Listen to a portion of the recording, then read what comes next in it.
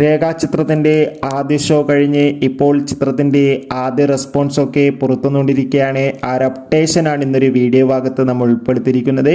വീഡിയോയിലേക്ക് മുൻപ് video like ചെയ്യുക, ചാനൽ സബ്സ്ക്രൈബ് ചെയ്യുക. ജനുവരി മാസം ഇനിയും ധാരാളം ചിത്രങ്ങൾ അങ്ങോട്ട് OTTയിലും ഒപ്പം തിയേറ്ററുകളിലും എത്താൻ പോവുകയാണ്. ചാനൽ ഭാഗം പരിശോധിച്ചാൽ നിങ്ങൾക്ക് കാണാം.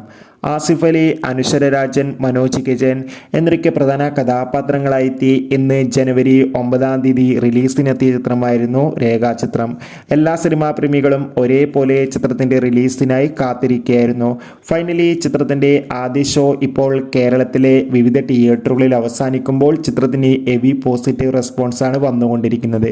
ചിത്രം കാണുന്ന സിനിമാ പ്രേമികളെല്ലാവരും ഒന്നടങ്കം പറയുകയാണ്, രേഖാചിത്രം എന്ന ചിത്രം മികച്ചൊരു ഇൻവെസ്റ്റിഗേഷൻ ത്രില്ലറാണെന്നും ചിത്രത്തിൽ നമുക്ക് ആസിഫ് അലിയുടെയും അനശ്വര രാജിൻ്റെയും അതിഗംഭീരമായ പെർഫോമൻസൊക്കെ കാണാൻ വേണ്ടി സാധിക്കുമെന്നും. എന്നാലും ചിത്രത്തിൻ്റെ കൂടുതൽ റെസ്പോൺസിനായി കാത്തിരിക്കാം. ചിത്രം കാണുന്നവരുടെ അഭിപ്രായം കമൻറ്റ് ബോക്സിൽ രേഖപ്പെടുത്തുക.